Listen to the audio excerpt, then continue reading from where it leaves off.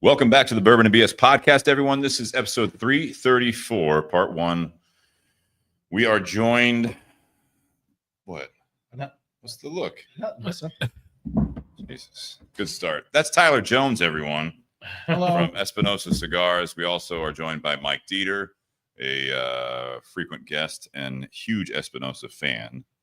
And Nate Hale, obviously. I'm Steve Crane. And we have a special guest. I think first podcast in quite some time for Hector, right? Yeah. We have Hector, Alfonso. How are you, Hector? Good. So glad to be off probation and be able to be back on the show. Absolutely. I appreciate it. Absolutely. We're going to be smoking one of your creations here, but I do need to do a little bit of business here. I want to make sure everyone knows that you're on the show here. I want to thank everyone for the support at patreon.com/bourbonbs podcast. We appreciate that continued support. Also at Venmo, you can do one-time contributions at Bourbon and BS. So we appreciate that very, very much. I also want to thank our sponsors, Tinder Box at Easton. Tinder Box at Easton in Columbus, Ohio. You can find a lot of Espinosa cigars. A lot, yes. A lot. I wouldn't say all. And we like that. Damn near all. Yeah. Damn near all. And we like that. And what we're going to be smoking tonight, that will be available at some point. Correct. In the near future. Tinder Box at Easton and around the world.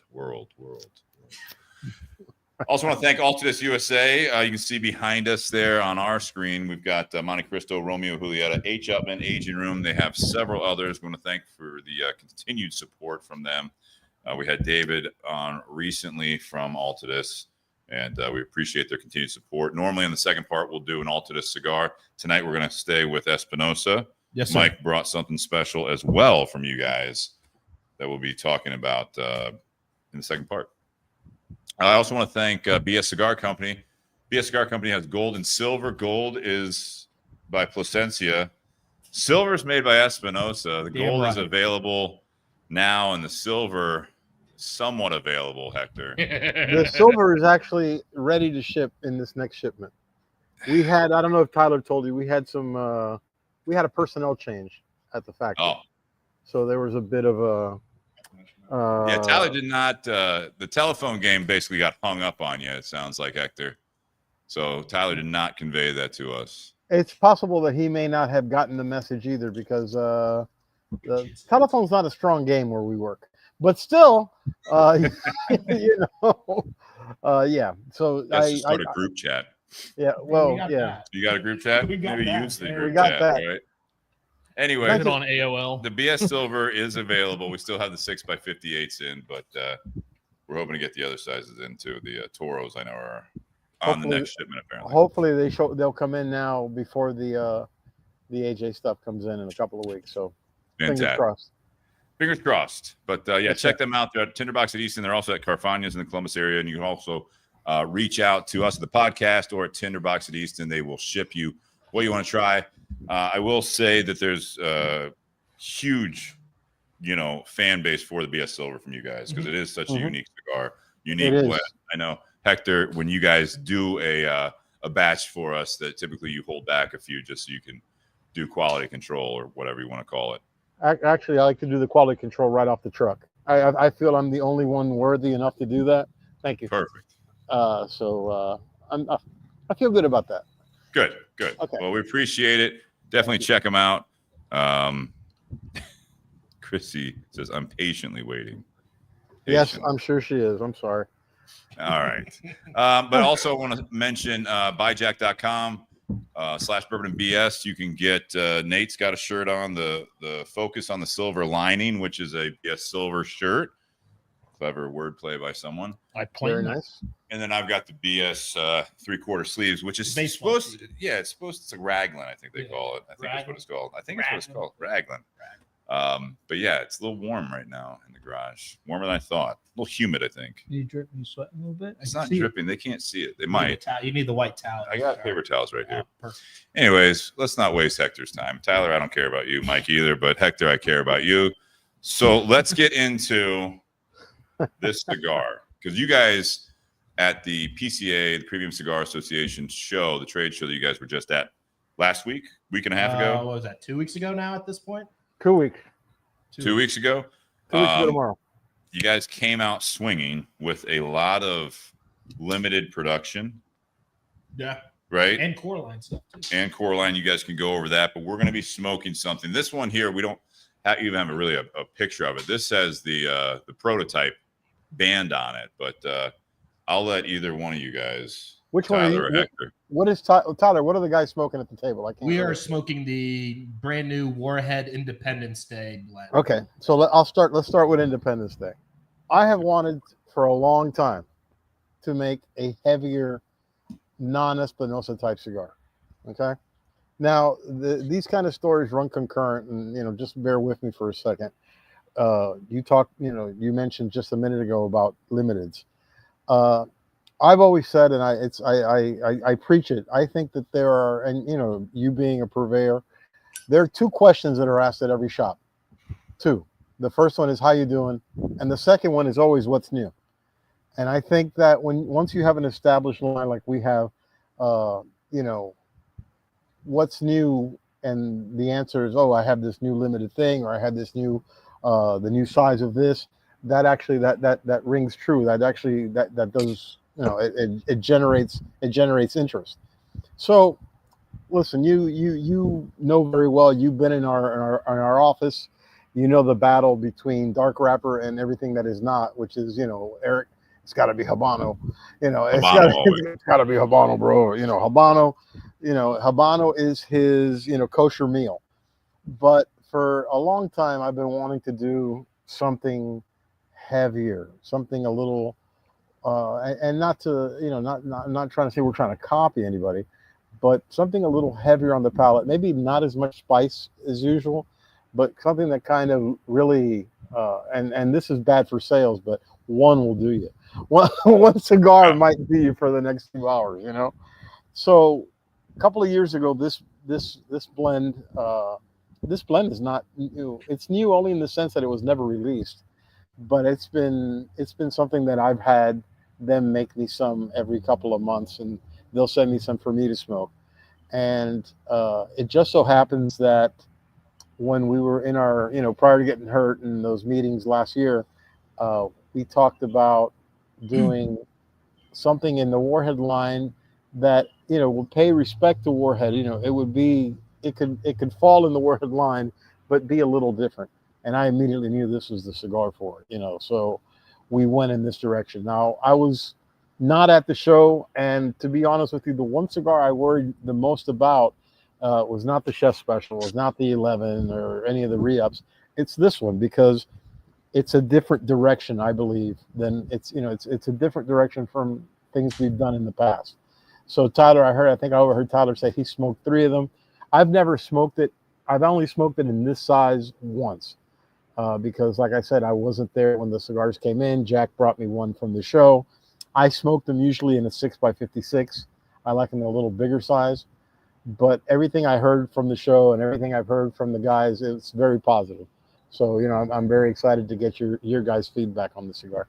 Is this truly a 55? That's what it says on the band. This doesn't seem like a 55 to me. It's box press, so it kind of doesn't have that. Yeah, it's square box press. It's supposed to be a 55. I mean, listen, it's hard when they send you. I don't know if they make a box press ring measure thing. And also there are factories that no two box presses are the same, but it's supposed to be 55. And let's just say for the sake of argument, let's just say it's 55. It's right there in black and white. Why would I question it? Yeah, absolutely. Does it say 55? All right. 55. So how long has this blend been around behind the scenes there, Hector? Because you said this is not necessarily a new blend. Well, it's something about I'd say maybe about 2 years ago. 2 years ago, I kicked this one around, and I always had hopes that we could come out with it, but the vehicle for it just never kind of showed up. And I thought it was too good a cigar to give to anybody else. So I really wanted to use it for us, but I just had to, one of the things that I've learned working at Espinosa, it's talking about a cigar or talking about a project doesn't really work. They're very visual guys. All of the guys in the team are very visual. So we had to have it when the concept came up, and he said, okay, let's do that. Let's try to do something different. I said, I got the cigar. And they kind of, what do you mean? I've got it. I try to always be prepared for those situations.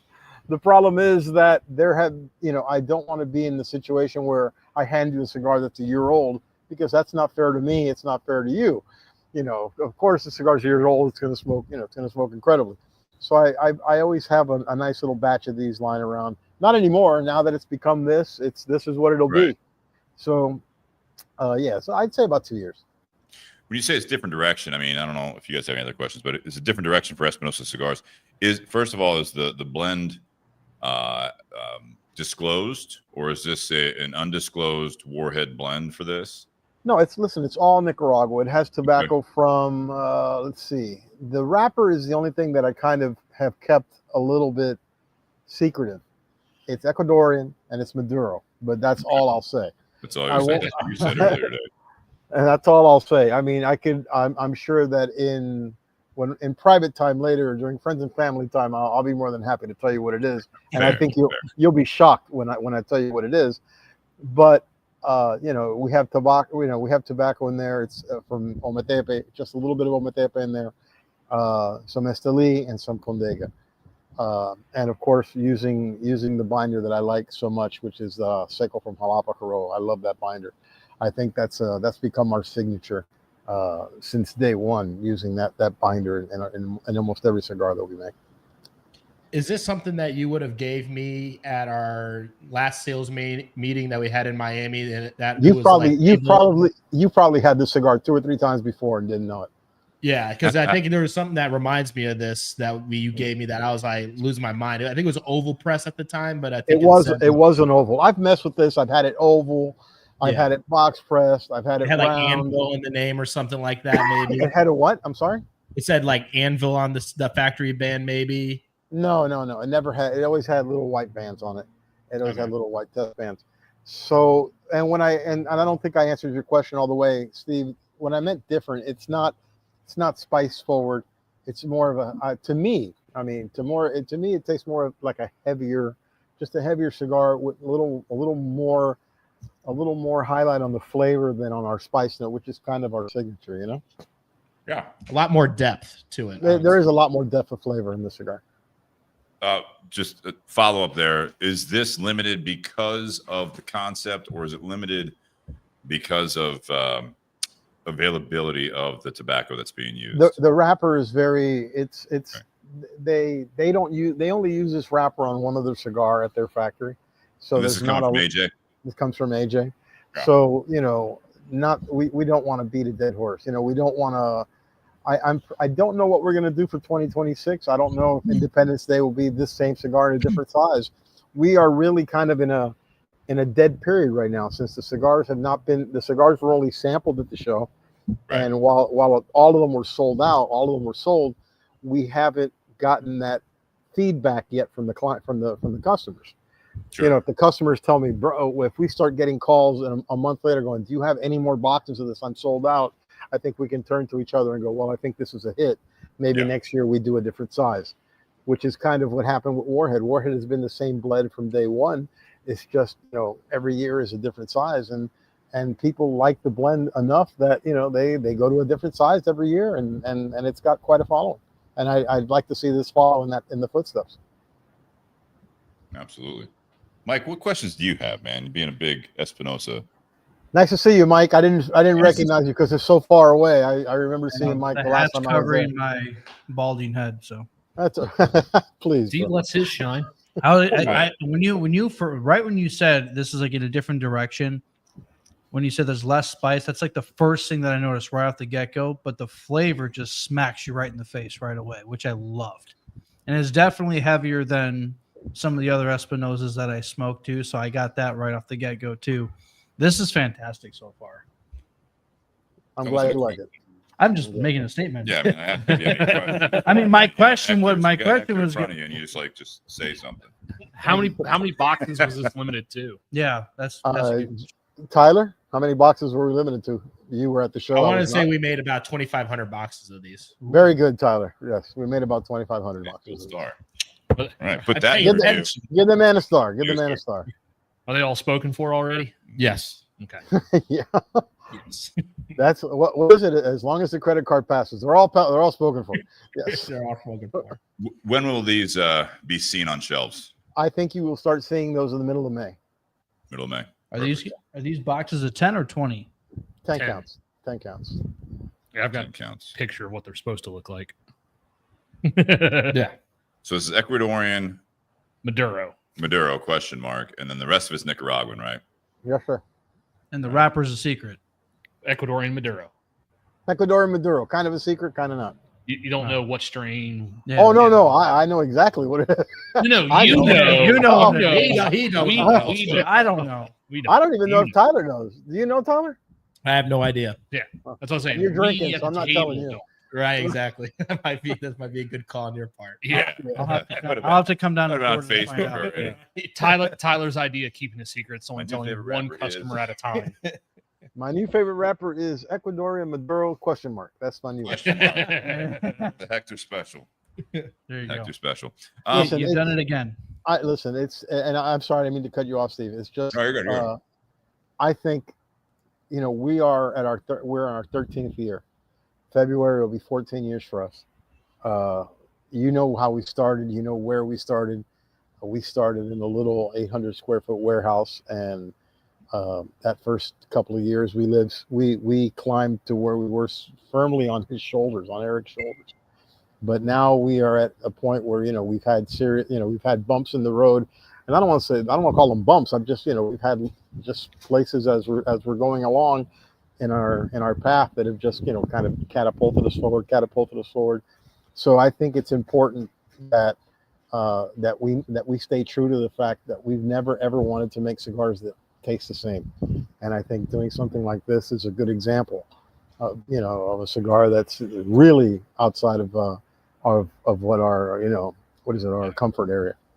Like Mike, I smoke a lot of Espinosas myself, and I'm sitting there like, I can't think of anything in the portfolio that's Nothing. quite like. I mean, there's some where you're like, well, it's got this characteristic, but like you might hit on one or 2 points, but the whole package. No. I think the only cigar that might be close to it, and it's not nearly, doesn't have the depth of the cigar, and is much spicier, would be Azulejo. Azulejo has this kind of body, I think, but you can't really tell because there's a lot of spice in the Azulejo. Yes. So Agreed.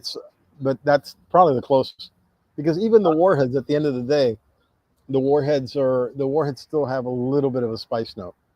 Yeah. So would you say this one, and I smoke Azulejo outside of the Murcielago. The Azulejo is my go-to, and I would say this one right here definitely takes the cake when it comes to strength, for sure. Like, I'm only about halfway through, and I'm feeling it more than I would any other stick. Be careful when you're sitting at that dais. Strong cigars and whiskey will make you reminisce. Well, if I'm face down, you know why. It's a good start today. You wouldn't be the first person on the podcast to do that. Well, Yeah, you guys talked about this not having a lot of spice on the palate. The retro hail, however, The retro's a different story. exactly. Retro will light you up, bro. If you are not someone that is accustomed to retro hailing a cigar and blowing the smoke out through your nose, don't do it this one for the first time. You will be your eyes will be watering. But it's not overly peppery though. No, there's no, just it's a not. lot. I mean, there's definitely some spice, but It's not. It's more. full on You know the what I nose, think too. it is. Now that I just hit the retro hail now again, I think it's more black pepper than spicy pepper. It's not white pepper. It's not red pepper. It's more black pepper. Yeah. It makes you almost want to sneeze a little bit. Yeah. I really wish I would have gone to the show. Who knows how many of these I would have smoked? we had plenty How of many of them. these I would have weaseled Well, away. Less boxes. to Yeah, ship. Hey, instead of 2,500 boxes, you would have had 2,250. I'm gonna have to buy some boxes on the outside. I'm gonna have to acquire some boxes on the outside because they're gonna be spoken for, and we can't pull that quality control bullshit all the time. I mean, you can only get away with that. That's what we figured happened to the BS Silver shipment. No, I would never hurt you guys. like Eric that. smoked them all. So, hey, Hector. So you Yes, said sir. this has been thrown the idea around for like 2 years. You said I've had the cigar. I've smoked this cigar in several iterations for a couple of years. However, it's never been proffered because there's never been a project that it would fit. You know, this doesn't fit in the Laranja series. It doesn't fit in the Espinosa series. You know, sometimes you just have to have something in the holster. You know, you always have to have something in the holster to see when you can drop it in. How long did you work on this particular blend for? Thinking face. What do you want? One of those weeks that I was in Nicaragua. I mean, I just, you know, oh, that's interesting, wrapper. Hey, right, put this underneath it. You know, do this. Oh.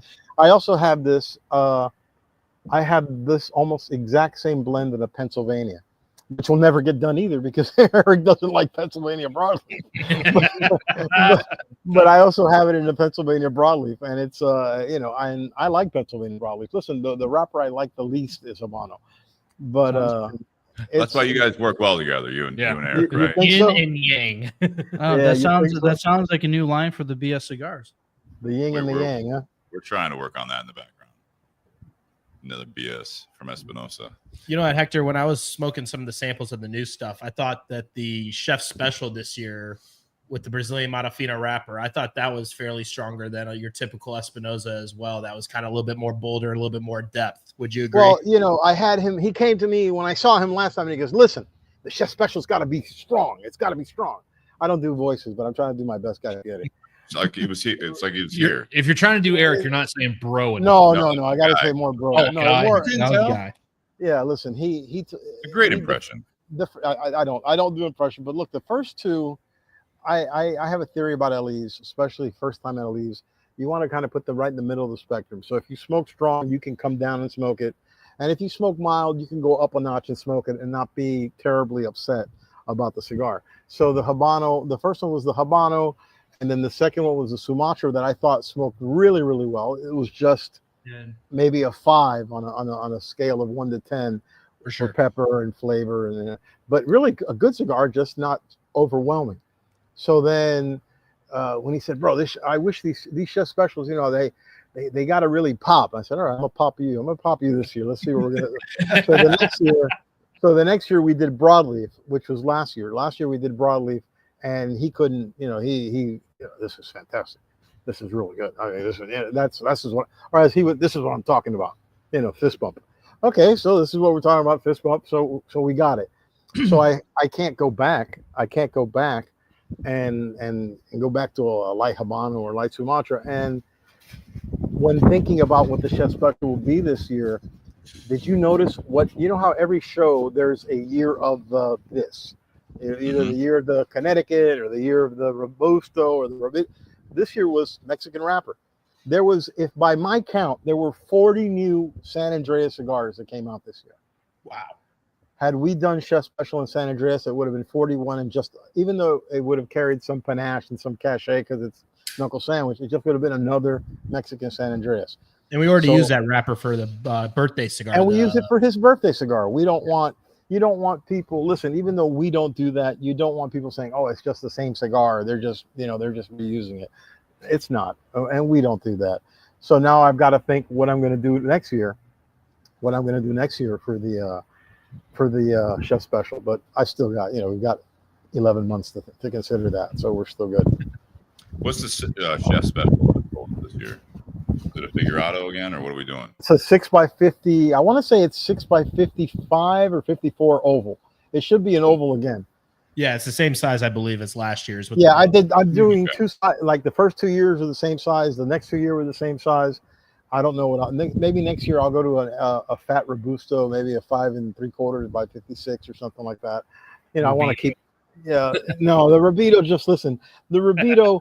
You know who smokes Rubitos? Nerds and bougie cigar smokers like us, but they don't move. I mean, we resemble that remark. We're bougie. That's right. We sit there and we're like, "Oh, this doesn't come in Corona." No, it doesn't come in a Corona. But well, why doesn't it come in a Corona? Are you going to buy 1,000 boxes to get rid of all these damn Coronas I've got? Listen. Unfortunately, it's you got to go with what the trend is. The trend is Robusto, Toro, and 6x60 right now. The top 3 selling sizes. And your shop may vary. All shops may vary. There's I do some like shop. the fact I like the fact you're using the oval. That was one that when AJ was using that press, right, with the San Lotano oval, that was actually a really popular cigar in our shop here in Columbus, Ohio. But then my understanding, then that got kind of snatched up, that product, by an online presence. Yeah, it got AJ he blames Chris Cacciatore for that. And listen, when I made it in oval, it was great. When I made it in oval, I did that on purpose because I know that would get his attention, and it makes him feel. Listen, the cigars are getting good ratings. The cigars are getting a lot of accolades, and while the cigars were blended by us, it's you try to throw them a, hey, look, this is for you, because I love the San Lotano oval.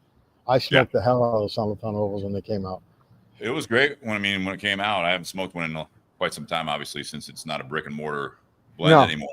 I wanted to touch on the dynamic, since you guys had talked about the knuckle. You did a great impression of Guy Fieri. I wish. But I wanted to say, you got for this, you've got the Warhead. Let's go over these. Warhead, and it's Independence Day is the official name of it. Yes. The test blend has a 4th of July on there. Independence Day. I love the fact that you guys did that. I think the timing will be great. I don't see them lasting until July. No way. Orders, but it'll be cool to see from like a social media standpoint what happens. Oh, for sure. It's going to be absolutely. I think we're going to take over 4th of July. That's going to be. And I think you guys. So you have that. You have the Warhead 11, which is the same blend, right? A different Vitola. Same blend as 10 from last year, just in a different Vitola. Very fancy kind of Vitola, It's that thing. What is it? Burned beautifully. It's a 6 3/4 by 54 oval press Figurado. Damn, that is fancy. Just sounds fancy. Does it come in a normal shaped box this year? No. Oh no. No, I didn't see. Oh, dude. Listen, we are gonna light the inner child. I know I've got like 3 of them that I ordered. The inner child in every man is going to remember his Tonka toy experience when he sees the packaging on this.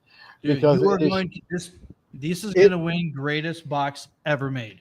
We would only hope, Go ahead, Tyler. You were going to say something. Last year's Warhead, came in that Warhead shaped box. Yeah. Like, all right, so I had some people that wanted to buy it just because of the box. All right, so last year want to buy it this year because of the box. You put the box on the wall. This year you'll be standing the box on the shelf, and I'm sure Tyler has photos on his phone that he can show you. It is a very cool look. It looks like some of the toys that. Well, you guys aren't old enough. You guys are all young. Even Steve, you're not 50 yet, right, Steve? I hope that's not 50 yet. Thank you for saying that, by the way. Thank you for saying that. But Steve, if when I was a kid, he's complimenting me. Hang on a second. When I was a kid, space age toys. I was born in '66, so NASA and the space race, all those space toys came out in the late '60s, early '70s. This looks like a spaceship, though it's an actual bomb, and it stands on its not an actual bomb. It looks like one. It stands on the fin. You can't say bomb on a plane, all right? You can't say it's an actual bomb. I mean, that'll. It looks like it looks like a bomb. It's not a bomb. It stands on its fins, and the head, where the faces comes off, and the cigars are inside. You can see right here behind me. That's basically more or less the shape of it. More or less. The lady, minus the lady. No lady included with this. No lady included. Or anything. Maybe for our 20. Correct. Yeah. Okay. Just want to make sure everyone have a disclaimer out there. I wish I had a banner going look across. like a lighter. Did you get a chance? Did you get a chance to try the Chef Special this year, Steve? This year's Chef I have Special? not. This one here, the Independent. This is the first one I've had from the show. We did not go to the show. Brian and I did not go, so we have not had an opportunity to sample anything. I know Brian, the owner of Tinder Box at Easton, did get a chance to sample the Knuckle Puro. That was the other one I was going to bring up, the Knuckle Sandwich Puro, which is that's a regular release or a limited? That's a regular production cigar. Okay, so that's the core line edition, correct? Right? Yes. Is just the Knuckle Sandwich Puro. Correct. So you've got that coming out, which I heard is fantastic. So I can't wait for that one. These are all going to be sprinkled into like the shelves, right? I mean, are they not all going out? I think you'll probably see the first 2 you'll probably see is Independence Day and Chef Special. I mean, I'm not sure. I'm just going by what the talk is. The first two will be probably Chef Special Independence Day. Then Puro will probably come third, and then the re-ups will show up. The two re-ups will come in after that. Re-ups with the 1 and the 6, right? The original 1 and the 6, yeah. size and shape, and then you get the 6 as well. I kind of wanted to touch on, because all these projects, for those that aren't as familiar with Espinosa, what you do for Espinosa Cigars. Obviously, your nickname is Mr. Warmth. We all know that. But now you've got some dynamics here.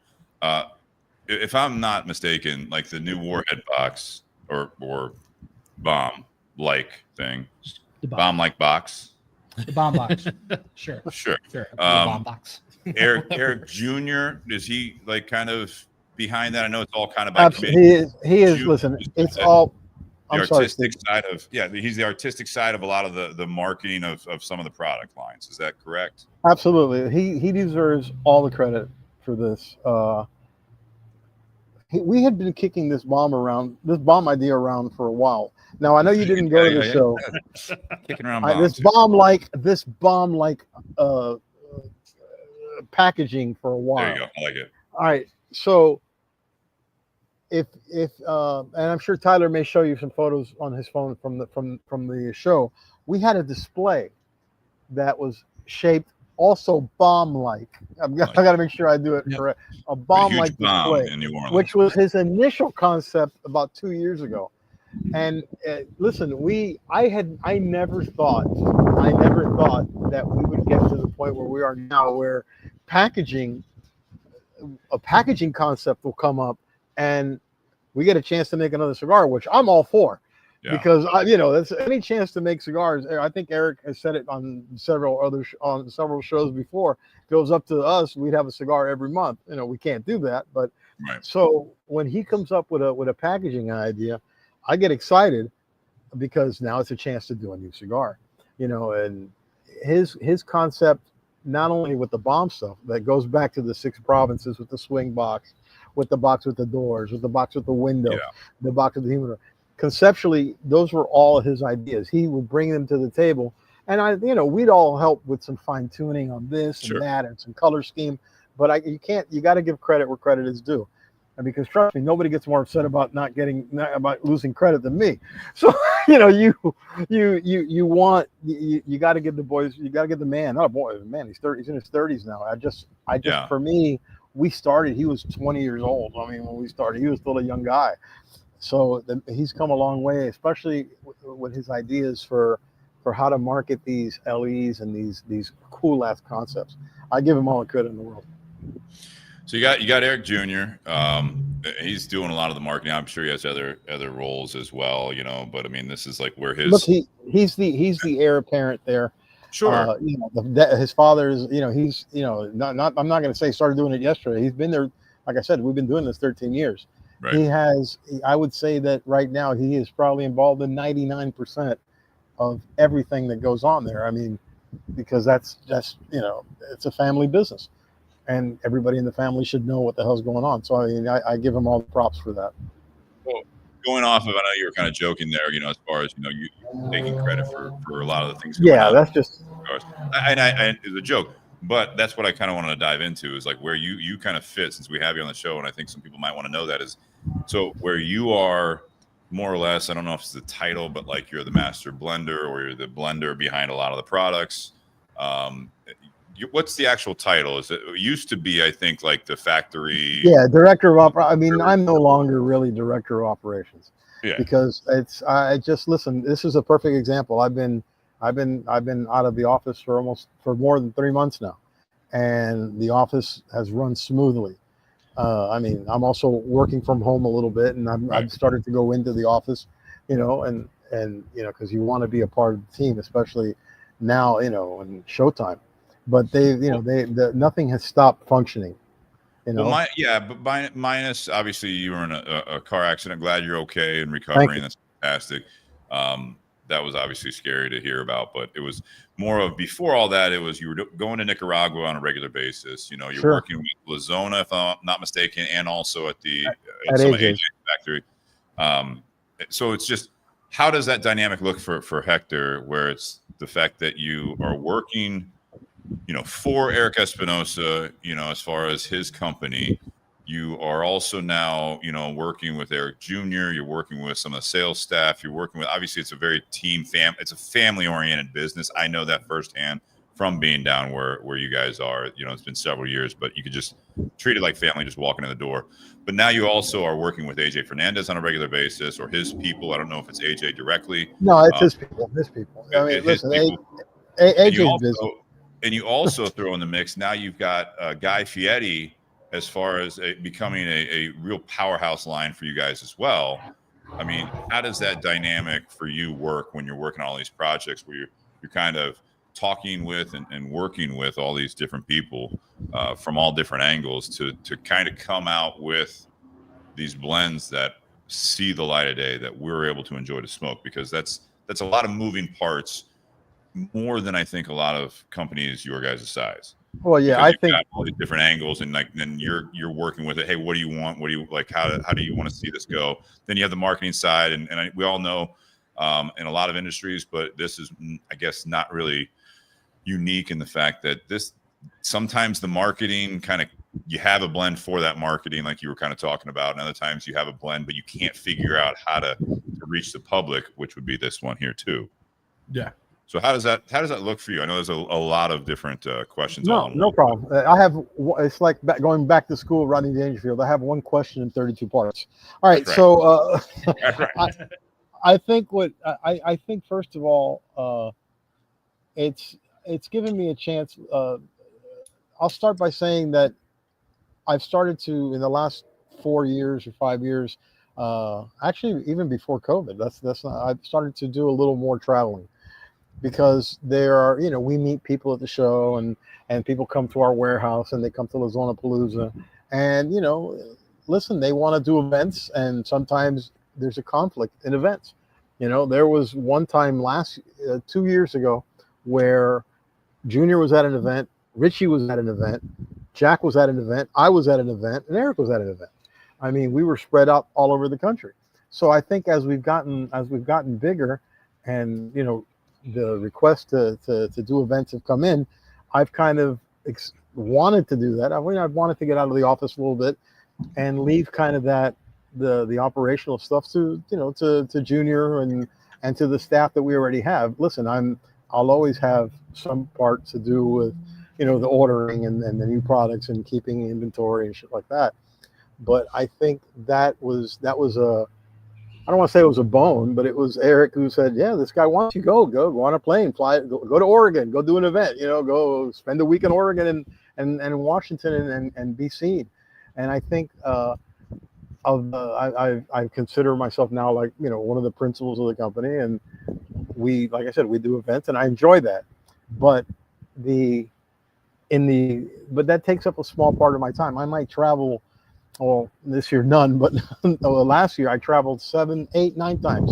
I went on 9 different trips, and I went to Nicaragua 3 times. Now it's not as hard as it was at the beginning. I kind of know what I'm doing. I'll give you an example. When you came to our warehouse to smoke cigars for the first time, you sat and we went through 11 blends or 10 blends. We had the world's filthiest ashtray, just full of cigars there. I don't think I have to do that anymore. Yeah. I think once I talk to a guy and he tells me what he wants and what he's looking for, I can kind of go to the drawing board with 1 or 2 and not necessarily have to take the trip to Nicaragua. I can sit down and handwrite what I need and get it made and get it sent and get it sampled. Working with Guy is a little different because Guy, this is not just a celebrity who threw his name behind a product or threw his name on a product and just let it go. I mean, this is a guy who is a cigar smoker. This is a guy for the longest time who's told us he just wants to be a cigar man. He wants to be known, he's a celebrity, but he doesn't want to be known as a celebrity cigar guy. He wants to be he wants to be a cigar, a principal in the cigar industry. And he's getting there. I mean, he's doing 10 events, 15 events a year. He goes to the show every year. He does several of the bigger events to highlight the company. He's gotten exactly what he wanted. So when we float an idea to him, we have to know what we're looking at. Hey, we want to do, we want to launch a new cigar for you. It's time for a line extension. You have the basic Habano, the Maduro, and the Connecticut. It's time now to do something different, maybe an all Nicaraguan. Okay, that's cool. Sounds great. Do you have it for me to smoke? Absolutely, we have it for you to smoke. Gotcha. So we said, so we do that. And then for us, I'm going to tell you, a lot of the stuff that we've done over the years has been, a concept. I really would like wasabi, for instance. Wasabi. Nobody ever insists on. Nobody ever wakes up and goes, I'm thinking about doing candela. You just do there's a customer who wanted a candela, and while I was doing his, I made a couple of extra, and one that I really liked, and I kept that one for us, and it became our candela. So right. Sometimes Eric will say, I want to do this or I want to do that, and we'll go that route. Ow, bug bites out here. So That's that's you need after all the things. no. I'm fine. It was I don't care about bugs. It's those wasps and hornets that bother me a little bit. Yeah. So that's how we do it. It's not like we have like a dead period and all of a sudden, hey, let's make something. We're constantly, at least for me, constantly in my mind thinking about what can I do next? What can we do next? What new wrapper can we do? That's why I smoke so many different cigars from so many different manufacturers, to see what's out there, to see what the trends are, to see what directions they're going through. We did a TAA 2 years ago. I had never used Mexican Claro, so we made a cigar with Mexican Claro. That's the Oro. The Murciélago de Oro. This year was another example. We had a night we were going to do another TAA cigar, and we were going to do a Connecticut. And not the argument, but the conversation in the office was, we've got why this Macaco right here. That's what we're smoking later. Yeah, the conversation was, why a Connecticut? And I said, well, and also because we, between myself and Jack and Eric, there's a lot of years of experience there, especially between Jack and Eric. I mean, I'm a newbie still when you consider these guys how long they've been doing it. But there've only been 3 Connecticut's for the TAA ever. So let's make the fourth. Yeah, let's make the fourth one. So we did that. I mean, we're constantly trying to do new things and inventive things, and nothing that's repetitive or that seems to be following a trend. Did I answer? Did I get most of the questions there? I don't think you answered one of them.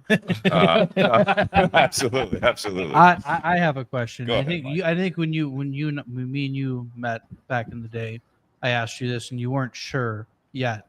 Is the Dioro going to make a comeback or no? And I'm still not sure, because, as I like to say a lot,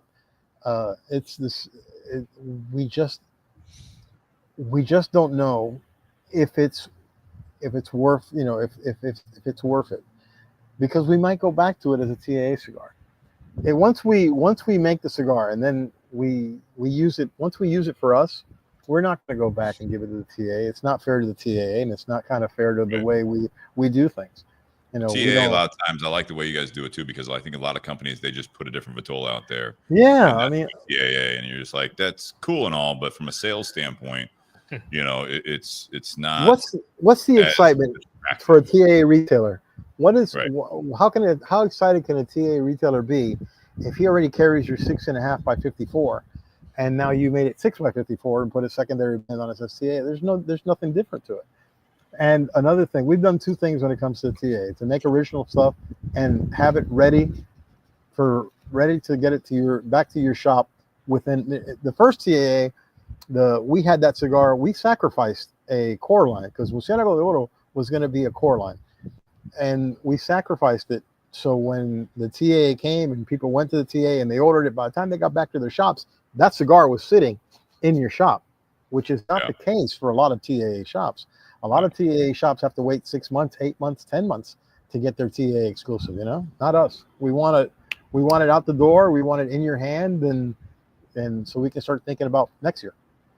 I think what Mike was asking, because it was such a great one, is I agree that of all of your guys' portfolio, you've expanded on obviously 601s. Obviously, that's been a long time ago that you guys did that. That was kind of the like starting of the company, right? You know, I remember that you guys were telling us about that back. Shit, that's when you believe it's almost been like 10 years since I was down there. That's crazy. That's crazy. It's hard to believe.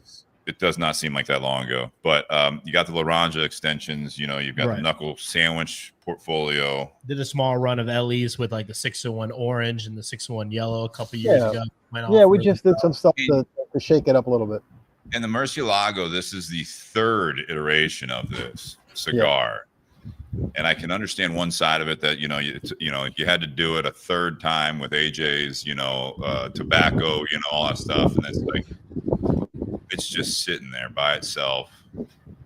The De Oro would have been beautiful sitting next to it on the shelf as the line extension of the Murcielago. But I wouldn't disagree with that. I'm just saying, I'm not trying to pressure anyone here. I'm just saying that is. I mean, I smoke a lot of Espinosa, and that's probably the one that I miss the most.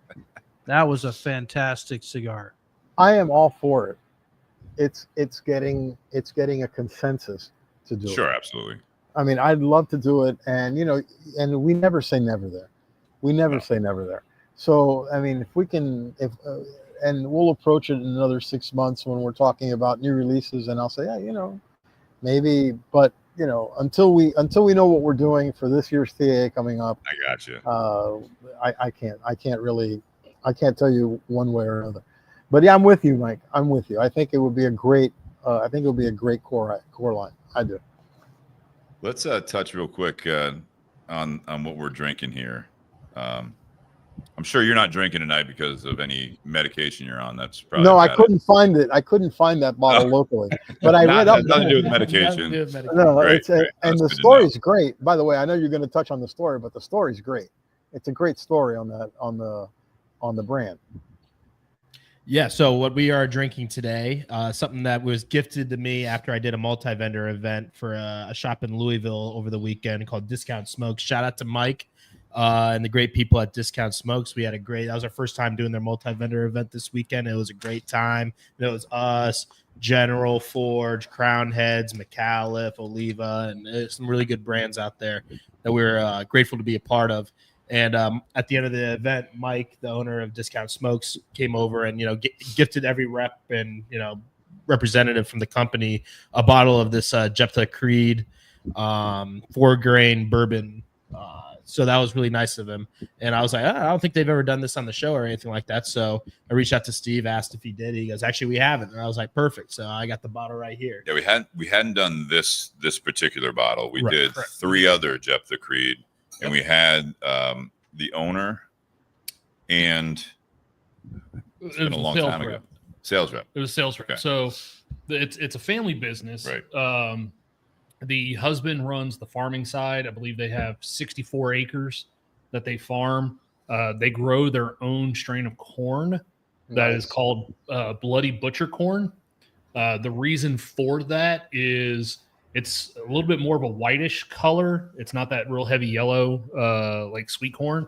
And then it has these red splotches on the kernels.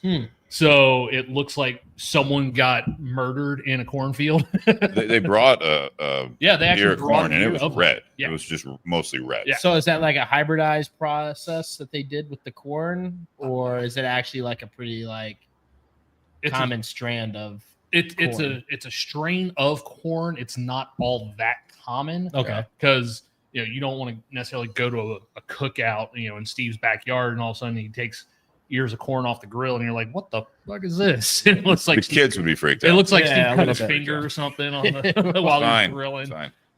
He was shucking it, and he got pierced by the blade. Aggressive shucking. Yeah.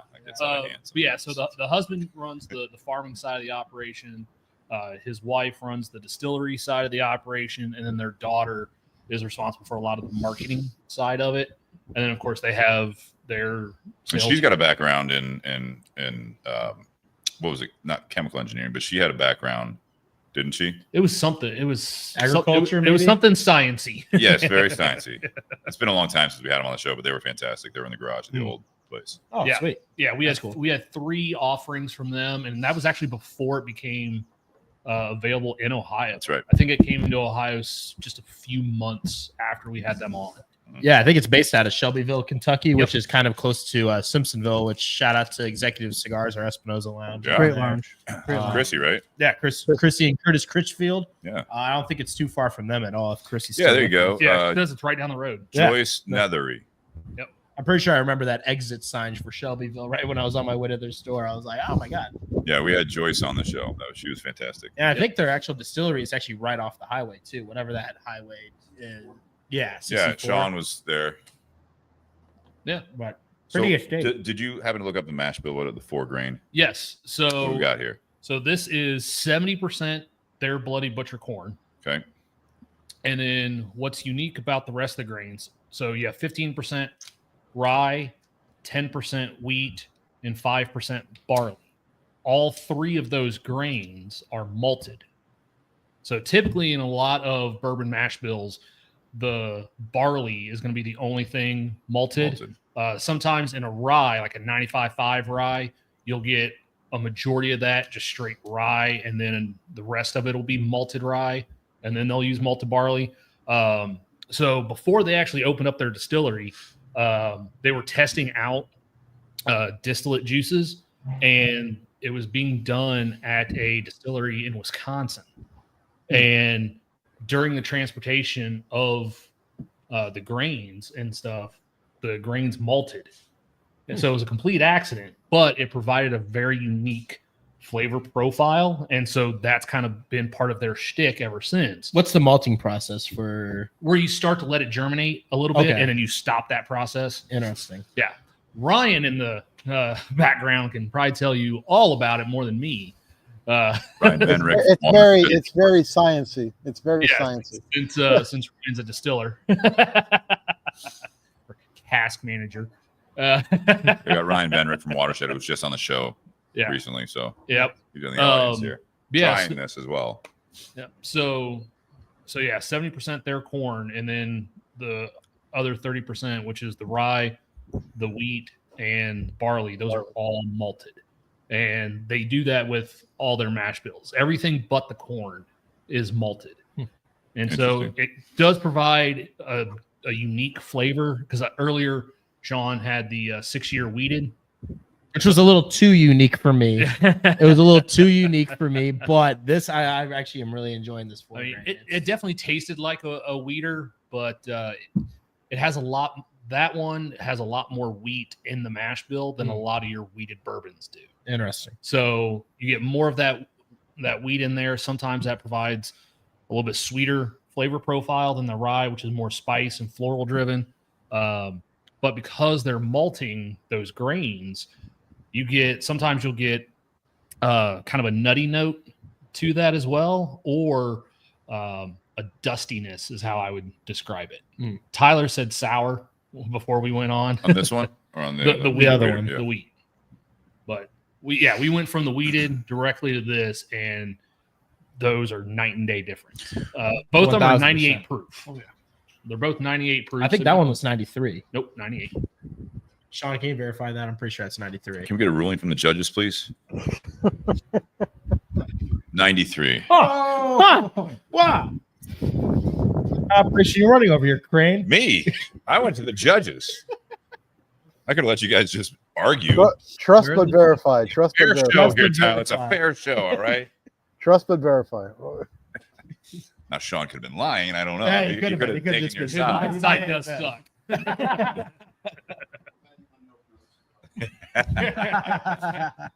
How's that 6-1 green treating you? There you go.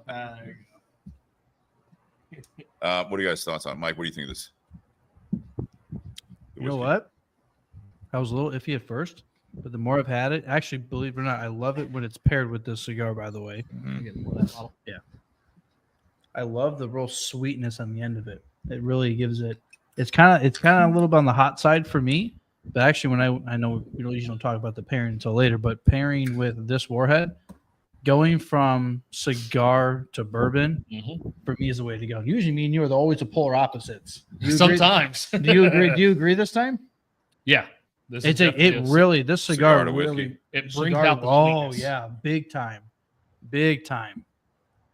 It almost takes all the spice out of the bourbon away and just goes straight to the flavor. Yeah, it's weird. It's kind of like the spice from the cigar offsets the spice from the whiskey.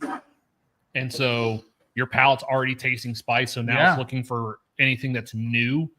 So when that whiskey hits, it just cancels out the spice almost. So would you say that the cigar kind of overwhelms the whiskey a little bit? No. It complements it, I would say. Complements it? Okay. Definitely complements it. So, yeah, sometimes you can have it where you have two things that are on opposite sides that work well together. Sometimes if you have two things that are too alike, it can just be too overwhelming. This is just one of those where even though the cigar is full flavored, it's different flavor than what you're getting from the whiskey. Agreed. But they both have spice in it because I actually tried the bourbon before I lit up the cigar. And right off the rip, I could taste that spice from that rye in there, that 15% rye. But as you're getting into it with this cigar, it kind of cancels and negates that spice, and you get more of that sweetness. It is super unique in a way. I mean, it's got a very interesting profile to it, and I mean, I've never had this brand before, so this was a shot in the dark I was taking. But we were, I'm pleasantly surprised with it. I mean, I think it's like a $50 bottle. Yeah, most of it's $47.99. I think was the cheapest I saw. Most economically feasible price I could find on it. Most of their stuff in Ohio comes around that $50 price point. Yeah, so I was pretty impressed for it at that price at that point. So, question: you guys mentioned earlier, I was there last summer, and we did some tasting out of the barrel, like thieves, some of the 4 grain, and I remember it being a lot stronger. Like there's a lot more. Because it was straight from the barrels, wasn't cut. Okay, that was my question. What do they do between the barrel into the bottle? What is it? They're distilling it, or not distilling. They're diluting it.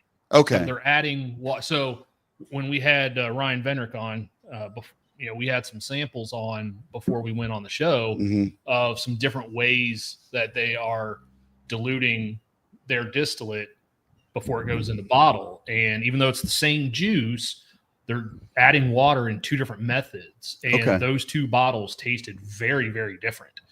Really? And the one that Steve and I actually like the most is the new one that they're moving to.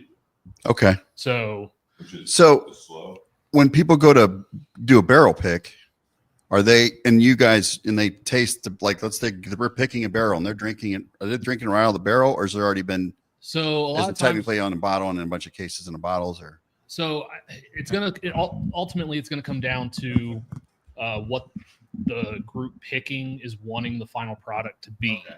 A lot of times when you're doing single barrel picks, it's going to be bottled at cask strength, so that's what they're tasting it at. Right. But then some of them, they will sit there and actually cut it down, or they sit there and they add water to it constantly to see where that sweet spot is. I gotcha. So there are some distillers. Yeah, they'll just sit there and just add water and try and hit a certain flavor profile. But so many brands that are out there, when people are wanting to do single barrel picks, like they want the juice as is, uncut, unfiltered, straight from the barrel.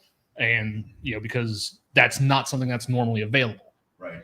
So, like something like this is 98 proof. You go down there, if you want to do a barrel pick, all right, you're doing it at, whatever it comes out of the barrel, 120, 125, whatever it is. And you're getting smacked with that flavor square in the face and all of its glory. Yowza. Okay. It's funny. Like we, and this goes back to like the distiller. One of our really good partners up in Ingalls, Indiana, Rob and Lisa at Final Third Cigar. Shout out to those guys. Rob does a lot of barrel picks for his cigar bar and stuff like that. And he goes to a certain distillery and he has it right out of the barrel. Mm-hmm. He tries the bourbon right out of the barrel that they want to pick. And he goes, I want this at this proof, whatever the hell this is, out of this barrel. And he fights with the distiller every time and tells him the distiller's like, well, we're kind of, smoke just came over. The distiller will be like, fighting rookie. Yeah, thank you for that, Hector. The distiller will be fighting with him, saying, no, we don't do anything over 100 or something like that. And he's like, no, this has to be at 126 if you want me to buy it or whatever. And they're going back and forth. But that's just kind of the balancing act that you got to. You don't have that problem at Watershed. I imagine you don't have that problem at Watershed Distillery, of course. Yeah, Right, get some yeah. water. I'll send them your way. Yeah, I'll send them definitely, your guys' definitely. way. I mean, I've had a couple of watershed single barrels that were over 140. Yeah. So Mike just looked at me. They like, aim to please. Yeah, Aim to please there. That's almost Everclear right there. that cleans the gingivitis right off your teeth. By the way, you That's don't right. need it melts your teeth. That's right. When you're on a Enamel? list, what enamel. that's right. I just want to throw it in. I lit up the Shikaka, by the way. I brought these with for everybody. And it also pairs very well with this as well. Very well. And I'll be honest, you definitely hit a home run with the Shikaka too, because I am not a Connecticut guy. I've only had 2 Connecticut's outside of this I've ever enjoyed. Neither any of us at the company except Jack. Jack's the only Connecticut guy in the company. I And don't know, man. I will Knuckle say Connecticut and, I actually Grandma. enjoy this one more. Like the only other 2 Connecticut's I've ever enjoyed are the Knuckle Sandwich Connecticut and Anniversario by Aganorsa Leaf Connecticut. Yep. Outside of that, I'm not That's a very good cigar. And I will say this one tops both of them for me. And you have possibly the greatest gateway cigar. One of the greatest gateway cigars in our industry was the Champagne.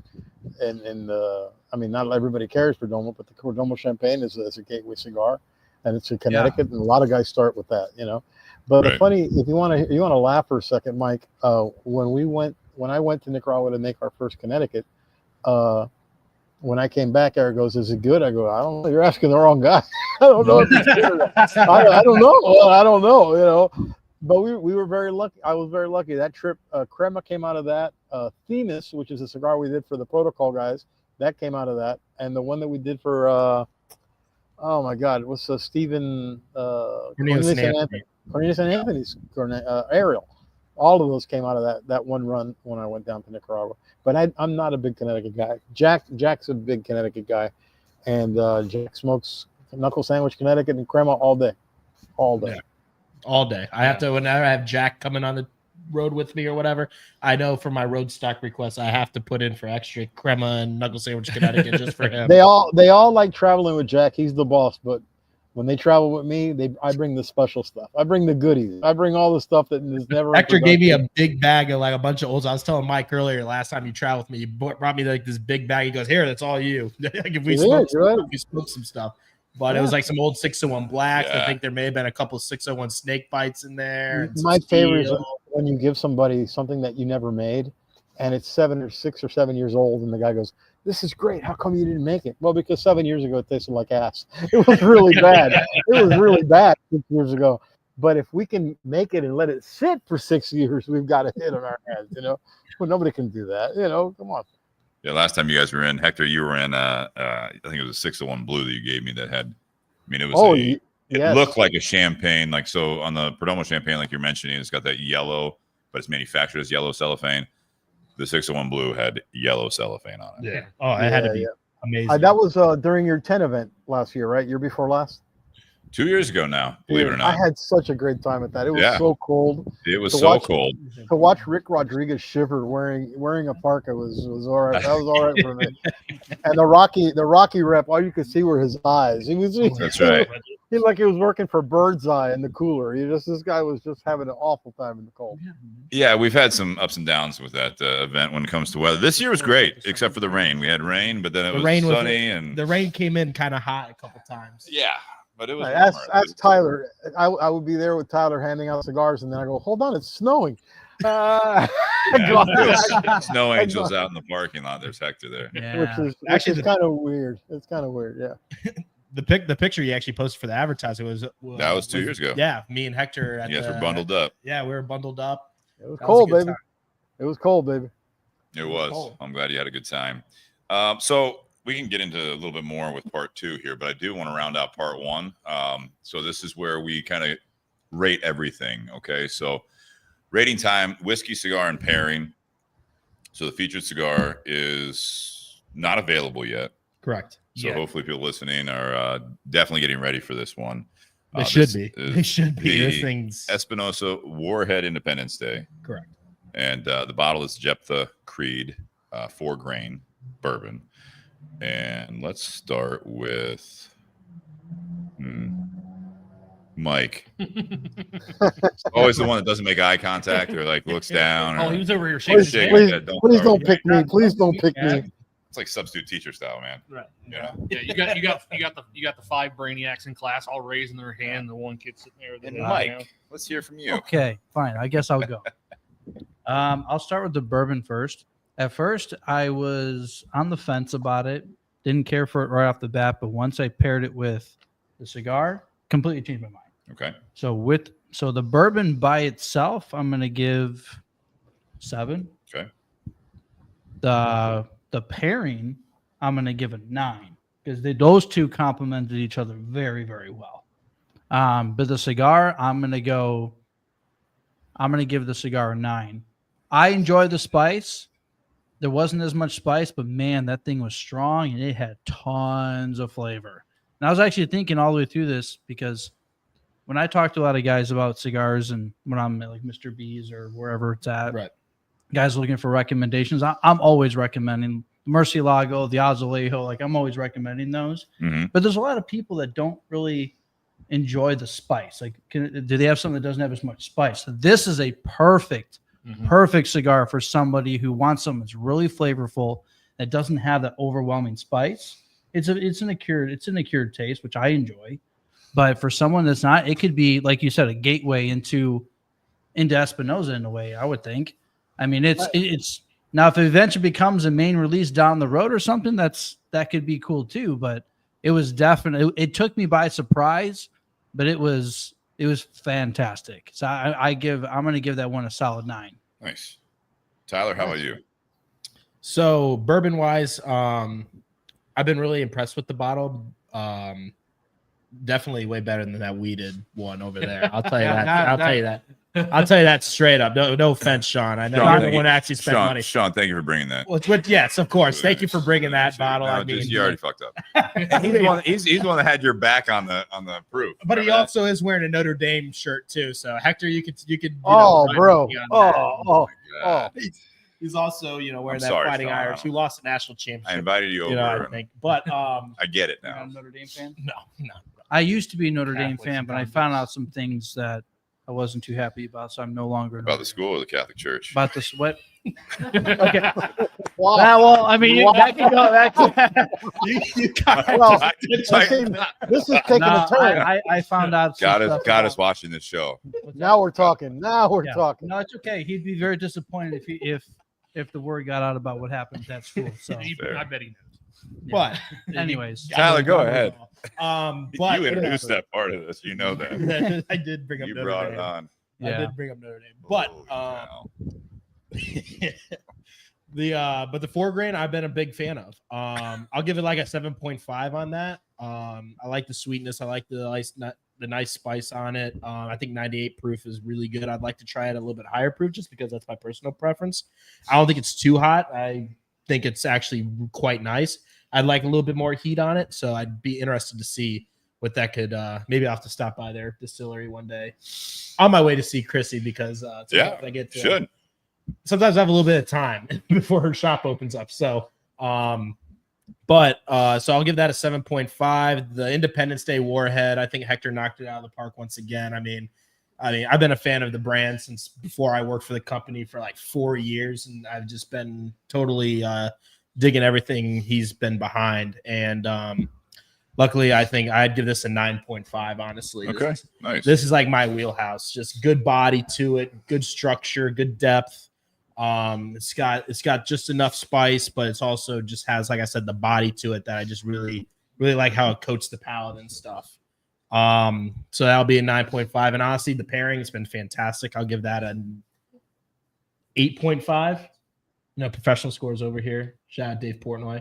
But 379. right, Right. yes, exactly.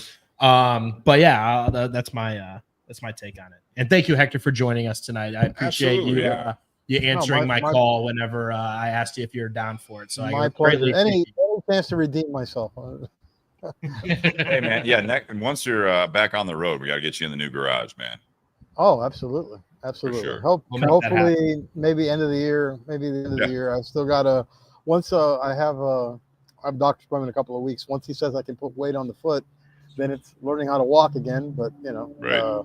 at least I won't be stuck in this chair, which is really it's not as comfortable. Let me just put it that way. It's not the most comfortable thing for the. It's not a comfortable suit. That's the motivation to get back out of it. That's why it's not comfortable. Absolutely. I want to come down to Ford and see you guys. There you go. Well, you're friends with Eric. All you gotta let him know is when you're coming down. We'll do. Nate, let's hear it. Well, if I may, can I go into what Jeptha Creed lists as the tasting notes on this? Please. Palate, complex and rich with vanilla, nutmeg, clove, and toasted pecans. The vanilla is strong. Finish, long finish of vanilla mint with a lingering hint of baking spices. What's a vanilla mint? Have you ever tasted vanilla mint in your life? They don't have that flavor Zen. I would not know. Now, I definitely will agree. Like, before lighting up the cigar, the spice on this does linger quite a bit. Is it vanilla common mint or vanilla mint? It just says vanilla mint. It's not a thing. No. Go ahead. Daisy. Well, neither was the special corn that they grow, but Yeah. No, that, Now, I saved the nose for last because, oh boy, let's hear the nose and then let's hear your ratings. sweet cream candies, hydrangeas. Oh, what's my. a hydrangea? Yeah. It's a flower. Oh, I know. The white one or the blue one? That's a tangerine you're thinking of. Totally different. Totally different word, actually. Very, very sciencey again. Very sciencey. Morning glory. That's that Air Force education right there, baby. So sweet cream candies, hydrangeas, morning glories, another Again. geranium, So just all the floral. garden, yeah, really geranium? Very dried floral. apricots, Very floral. red berries, peach cobbler, brown sugar, and blackberry jam. It's a lot of nose. Pretty sure they were smelling this in a garden. Morning glories made my head go somewhere else. You're thinking glory hole. It's all good though. Yeah. That's I know if you were morning glory could be. Nate, your ratings yeah. So before we get stuck on this here. so on the whiskey, I'm gonna give an 8 on the whiskey. I think it's a really good whiskey. That first, I mean, it was definitely a palate shock going from the 6-year weeded, which I did like, to this. This one's got a lot more complexity, a lot more depth to it. It's obviously got that spice, but I think it's a very well balanced bourbon with the wheat, the rye. I think everything's kind of there in balance a little bit on the flavor profile. So I give the bourbon an 8. On the cigar, 9.5 on the cigar. Wow. This one definitely was a little surprising because, you hear you guys talk about it, what's in it, and, just the look of it. I'm expecting something that's, really rich, dark, super heavy, but also loaded with spice. Didn't get the spice on the palate. Definitely got it through the nose. The retro was strong. Yeah. Retro came in hot. Yeah. But it was good. But it was Yeah. really good. I love Well, it. and we've had that before where we've had cigars where there was no spice on the palate, spice through the nose, or vice versa. You got spice on the palate and none through the nose. So yeah, it was definitely really good smoke. I'll have to keep an eye out for when these make their way to Tinder Box. And 3 then- out of 10 boxes are already spoken for, but yeah, From one guy. Fuck. All right. we're not taking pre-orders. Can you put on the side And for me? then 4 out of the 10 boxes are spoken for. and then for the pairing, Do I hear 5? Go in tomorrow, Brian. We're done. We're sold out. Sorry. Yeah, Brian's gonna be like, we haven't even gotten them. That's We right, don't even yeah, got the that's right. invoice yet. Well, they want to pay for I it. got Go ahead. I better get a year welcome. I got out of cash this. for them. So, but the pairing, I think on this one you got to go cigar to whiskey, because a couple times when I tried to go whiskey to cigar, the cigar just all of a sudden reignited the spice that was on the whiskey by itself, but it was overpowering. And so since the cigar doesn't have that spice, you might sit there and go, oh, now you're adding something to it. Nah, it took away from the rest of the flavor of the cigar. all I could taste was that spice, and the whiskey ended up muting the cigar. But Okay. going to cigar to whiskey, to me, it actually makes some of those sweeter notes heavier. So it starts bringing in more of that butterscotch instead of the vanilla flavor on the whiskey. Got it. So pairing, I'm going to do 8.5 on the pairing, but you got to go cigar to whiskey. Yeah, I agree. Cigar to whiskey is definitely the better path there.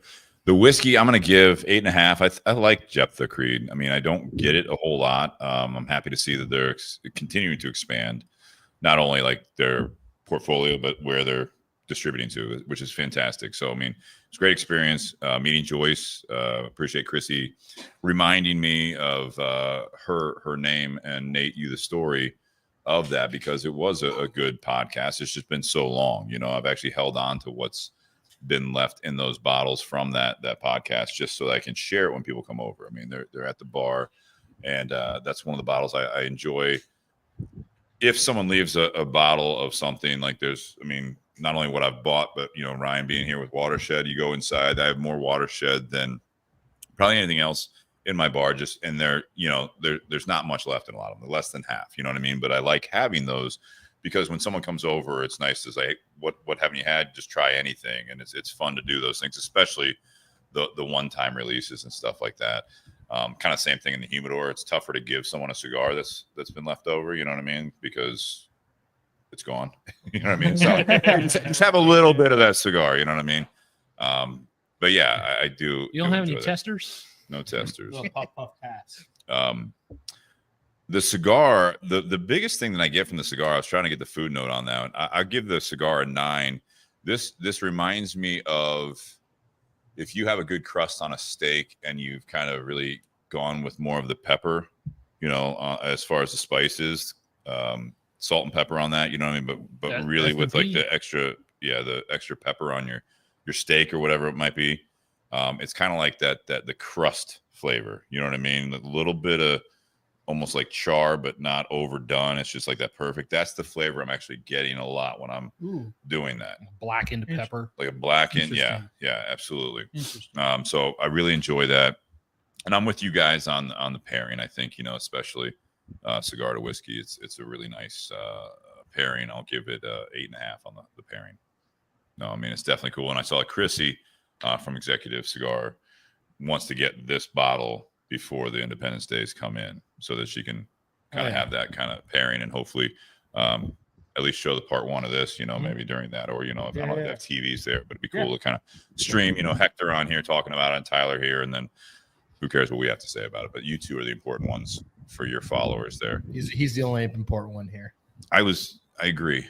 Yeah, right. and hey, Hector, I want to thank you in advance from with all the stuff that's coming out. I thank you in advance for making me go broke this summer with all these boxes I'm going to have to purchase with all these releases. Thank you. Well, we're Appreciate hoping we're anything to help the economy. We appreciate it. Yeah. No one's forcing you. And just a quick one, you'll have to answer him on the side here. Ryan, he's asking, how are you going to get some Watershed to a poor guy in Vietnam? So if you work on distributing to Vietnam, yeah, he's going to get right on that, Ray. Talk to sales. But good to have interest there, right? So we're going to do something a little different this week. So we're actually going to end this feed. So if you guys are listening live right now, we're going to kick off another feed for part 2. That way we'll have more cuts for more clips and everything like that. So that's why we're doing it this way. So we're going to end part 1. We'll kind of end the broadcast, and then we'll actually start a new one. Hector, are you sticking around? If you need me to stick around, I'll stick around. If you want to stick around, we'd love to have you, but we'll send you the link for the other one. Okay. If you're I might have hanging to. out, I will. Just give me I'll have to probably go inside for a few minutes, but I'll pop right in. You got it. We'll start it, and then you join whenever, and I'll get you on the screen. Okay. So, guys, cheers. Thanks to all of our sponsors. Thank you, most importantly tonight, to Espinosa Cigars Thank for you all for the having support. Absolutely, for these great cigars. I want to thank Tinder Box at Easton in Columbus, Ohio. Carries a lot of the Espinosa Cigars. Altadis USA, BS Cigar Company. More BS Silvers on the way, from what we're being told, which I'm happy to hear. And thank you all, you guys, for listening. And tune into part 2 on a new feed. We'll be broadcasting very, very shortly. So watch out for that. Cheers, guys.